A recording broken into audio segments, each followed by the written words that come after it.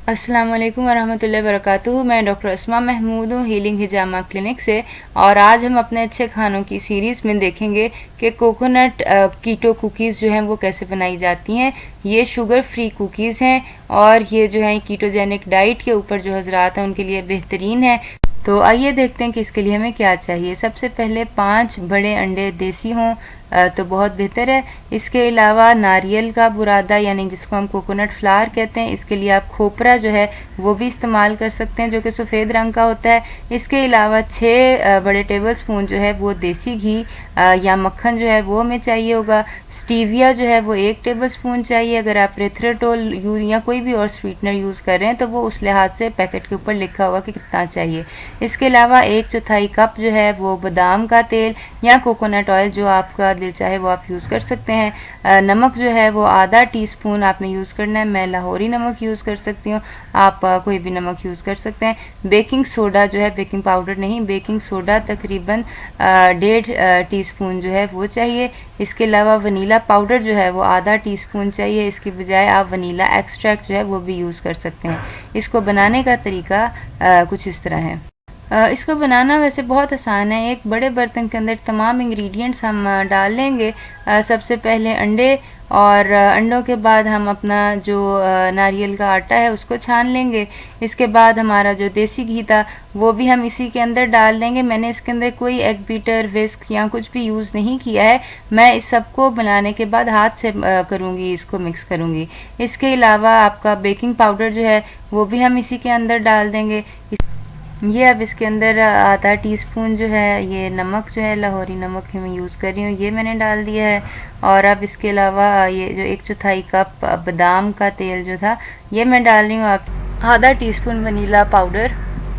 अब इसको हम कांटे की मदद से जो है वो मिक्स कर लेंगे। आप चाहें तो हाथ से भी मिक्स कर सकते हैं, चाहें तो हैंड ब्लेंडर भी यूज़ कर सकते हैं। मैं अलबत्ता फ़ॉर्क जो है वो यूज़ कर रही हूँ। अच्छी तरह इसको मिक्स करके यकजान कर लें और यकजान करने के बाद तकरीबन 10 मिनट इसको जो है वो आप फ्रिज में रख दें ताकि ये है कि ये थोड़ा सा गाढ़ा हो जाए। जब तक हमारा बैटर फ्रिज के अंदर जो है वो गाढ़ा होता है उतनी देर तक हम अपनी चीज़ें, कुकीज़ बनाने की चीज़ें जो हैं वो जमा कर लेते हैं। मैं सबसे पहले ये डिस्पोजेबल बैग जो है ये इस्तेमाल करूँगी और ये बेकिंग ट्रे के अंदर मैंने सिलिकॉन मैट जो है उसको लाइन कर दिया है। सिलिकॉन मैट बहुत फ़ायदेमंद चीज़ है as compare to non stick जो टेफ्लॉन होता है, क्योंकि वो बहुत टॉक्सिक होता है और सेहत के लिए अच्छा नहीं होता।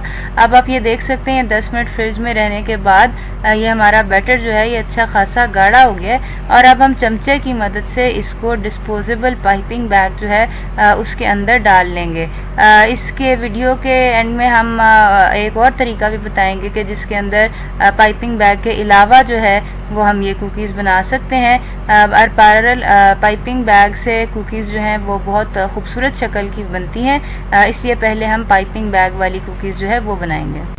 ये डिस्पोजेबल पाइपिंग बैग जो हैं ये आपको इजीली अवेलेबल होते हैं, कहीं से भी आपको मिल सकते हैं। इसके आगे की नोज़ल्स जो होती हैं वो भी बहुत सस्ती होती हैं और इनको यूज़ करना बहुत आसान होता है। ये आप देख सकते हैं, इसको बस पीछे से प्रेस करते हैं और नोज़ल को थोड़ा सा घुमाते हैं तो ये आपके सामने ये जो कुकीज़ हैं इनकी खूबसूरत शक्ल जो है ये आ जाती है।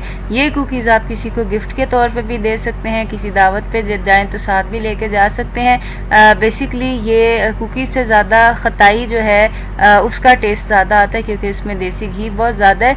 ये आप देख सकते हैं कि बहुत थोड़ी देर में बहुत सारी कुकीज़ जो हैं वो बन जाती हैं और बेकिंग के बाद ये अपनी शक्ल जो है ये मेनटेन रखती हैं। इसलिए आप अपनी नोज़ल जो है अगर आप डिसाइड कर लें कि कौन सी नोज़ल यूज़ करनी है तो आप अपनी कुकीज़ की शेप जो है वो डिसाइड कर सकते हैं। ये हमने एक छोटे ट्रे में कुकीज़ बनाई थी और अब इसी तरह अब हम एक बड़ी सिलिकॉन की शीट जो है वो लेके तो एक बड़ी ट्रे के अंदर ज़्यादा कुकीज़ एक साथ जो है वो बनाएंगे।